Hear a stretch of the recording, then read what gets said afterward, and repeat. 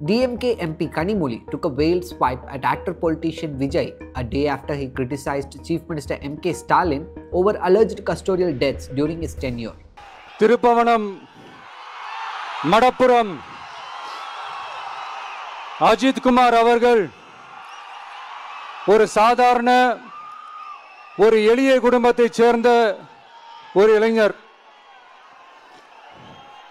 அந்த சாதாரண குடும்பத்துக்கு நடந்த அந்த கொடுமைக்கு சிஎம் அவர்கள் சாரி சொன்னாங்க, தப்பு இல்லை. இப்ப அதோட சேர்த்து இதையும் கொஞ்சம் பண்ணிருங்க சிஎம் சார்.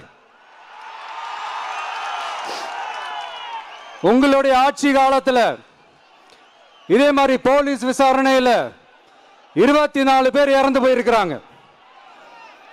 அந்த 24 பேரோட குடும்பத்துக்கும் நீங்க சாரி சொன்னீங்களா?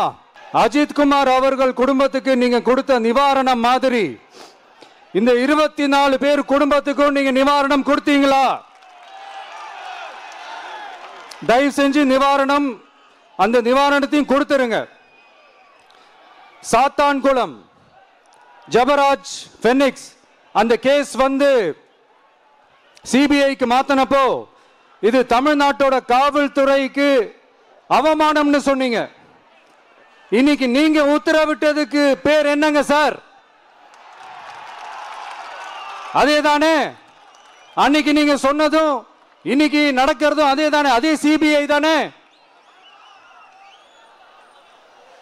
அதே சிபிஐ ஆர்எஸ்எஸ் பிஜேபியோட கைப்பாவையா தான் இருக்கு.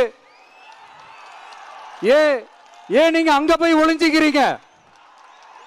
ஏன்னா தமிழக வெற்றி கழகம் டிவிகே சார்பா நீதிமன்றத்தோட நேரடி கண்காணிப்புல ஒரு சிறப்பு புலனாய்வு குழு விசாரணை அமைக்கணும்னு ரொம்ப ஸ்ட்ராங்கா கேட்டிருக்கோம். அதனால அந்த பயத்துல நீங்க ஒன்றியத்தோட ஆட்சிக்கு பின்னாடி நீங்க போய் ஒளிஞ்சிக்கிறதுக்கு காரணம். இன்னும் உங்களோட ஆட்சியில் இன்னும் எத்தனை அட்ராசிட்டிஸ், அண்ணா யூனிவர்சிட்டி கேஸ்ல இருந்து இன்னைக்கு அஜித் குமார் அவர்கள் கேஸ் வரைக்கும் எல்லாத்துக்கும் நீதிமன்றம் தலையிட்டு உங்க கவர்மெண்ட்டை கேள்வி கேட்டுக்கிட்டு இருக்கு. எல்லாத்துக்கும் நீதிமன்றம் தலையிட்டு கேள்வி கேட்கணும்னா அப்புறம் நீங்க எதுக்குங்க sir? Responding to Vijay's remarks, Kanimozhi pointed out that some actors who once justified custodial deaths in films are now pretending to care about the people after entering politics, calling it's laughable. 25 lockup டெத்துக்கும் நிவாரணம் தருவீங்களான்னு சொல்லி தமிழக வெற்றி கழக தலைவர் கேட்கிறாரு. எப்படி பாக்குறீங்க madam அவரோட விமர்சனம்? இல்லைங்க, ஒரு திரைப்படம் அப்படிங்கிறது வந்து மக்களுக்கு பல செய்திகளை சொல்லக்கூடிய ஒன்று.